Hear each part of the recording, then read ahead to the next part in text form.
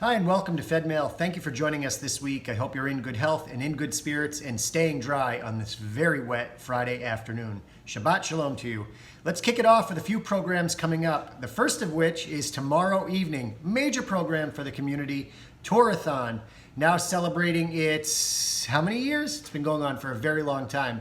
Don't miss it. You're able to still register and you can watch it from the comfort of your own home. So if it happens to be a very rainy Saturday night tomorrow night, you can just log on, take part in this great night of Jewish learning.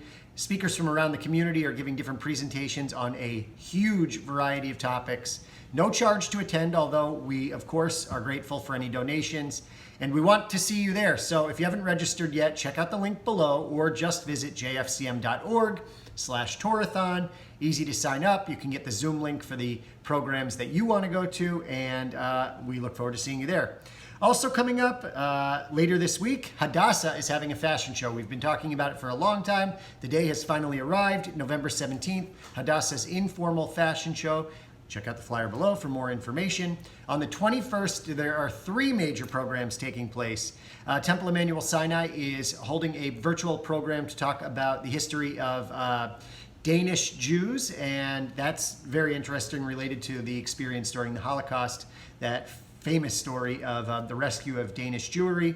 Our own Shaliach, Aviv Jerby, is giving a presentation on the IDF, whether or not to join the IDF, what that entails, and as a veteran of the IDF, that should be a great one. We don't want you to miss that. And later that day, again on the 21st, is a Torah rededication. So there was an old Torah that was donated in the community, and the Torah is being rededicated, and we are having the Torah Center is having a community-wide celebration to where we'll talk about it and celebrate the rededication of the Torah. Another program not to miss. Then, coming up, we have all of the Hanukkah celebrations in the community. You should definitely mark your calendars for December 5th. That is Hanukkah at Polar Park, right here at the new ballpark in downtown Worcester. That should be a great one. You don't want to miss it. On December 8th, there's a really interesting program being presented by Jewish Federation's Young Adult Division lead, B'nai B'rith Jewish Federation. And it is, we're bringing in Reverend Dumasani Washington, who's a very... He's a highly respected pro-Israel speaker from the Black community.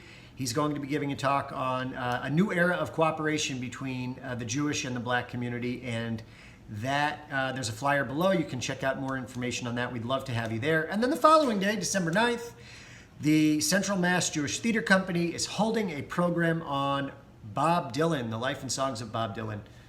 Awesome.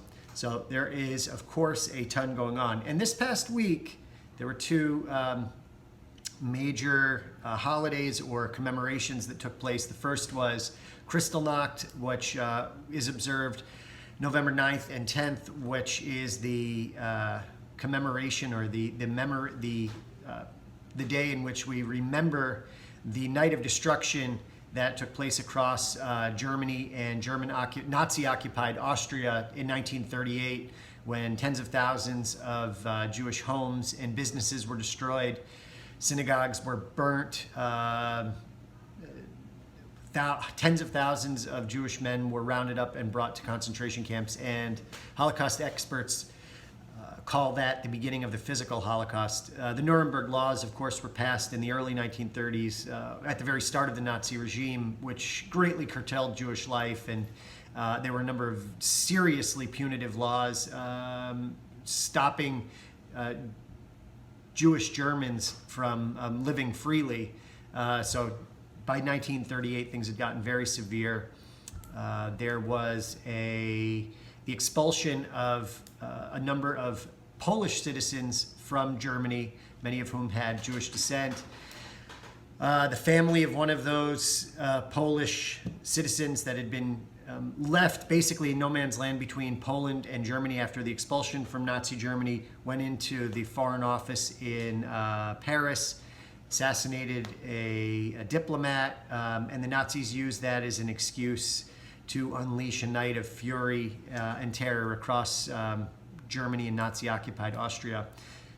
Newspapers around the world reported this incident, and it's often misremembered that the world remained silent during it. But that was one instance, and it was in 1938, basically at the beginning of the beginning of the Holocaust, and the tragedy that came later with the concentration camps and the mass murder that took place. This was at the beginning of that. The world wasn't silent at that point. There were headlines across the world